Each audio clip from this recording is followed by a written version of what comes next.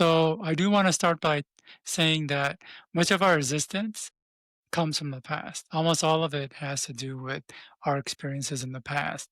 So if we had a challenging upbringing where we didn't have good parents that encourage us, or if we had the quite opposite, where they kind of were very negative and harsh towards us, and we didn't have a lot of support, the mind is gonna go in the direction of assuming the worst.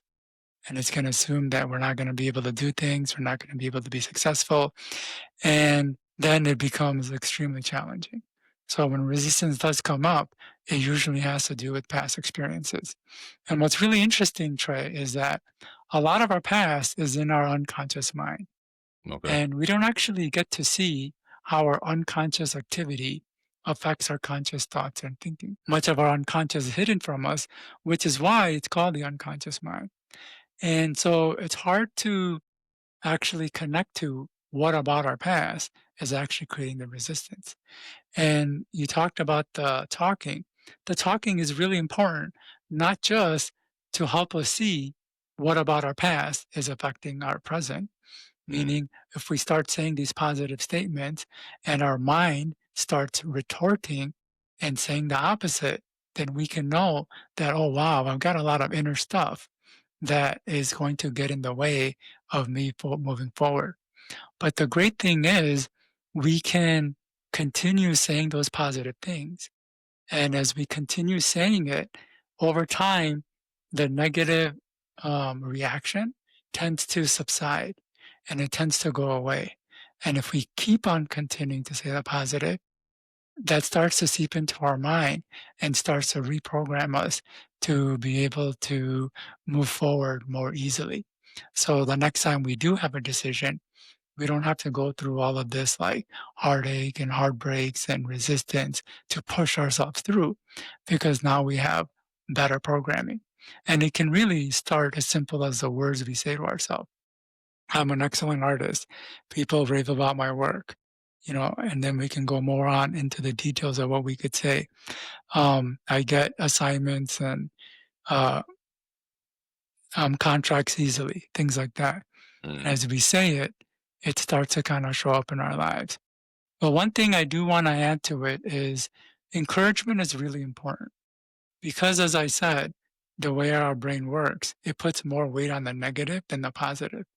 And in your example of Marlon Wayne, he had this negative experience.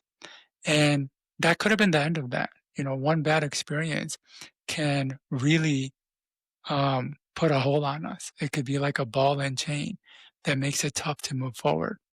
But luckily, he had some positive models in his brothers. And luckily, they weren't just some random people like friends or acquaintances. They were actually people he was close to. So his brain was able to be like, okay, I made a mistake, but it is possible to move forward. And he was able to do that. And so for him, his encouragement was seeing his brothers. mm. Now, for a lot of us, we may not have such an encouragement. So we need to be the ones encouraging ourselves. And the distinction I want to make is it's not so much about positive thinking, because that's helpful, but it's really about the positive self talk. It's actually repeating the statements. I am Okay. an excellent artist. People rave about my work. I get contracts easily. Actually repeating it either in your head and out loud and saying it over and over. In fact, those are the things I say to myself all the time. When I wake up in the morning, I'm repeating positive talk. When I'm in Mm, the shower, I'm repeating positive talk. When I'm in the car driving, I'm repeating positive talk. When I'm cooking, cleaning, it's just running in my head, making sure I'm kind of giving myself the encouragement that the brain needs.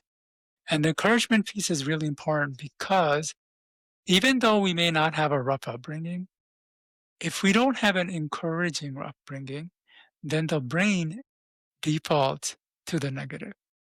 So we still need positive. We don't just want to remove the negative, we still want to add the positive because the brain does like to be affirmed. And the more affirmed it gets, the easier it is for it to do things and the less resistance it creates.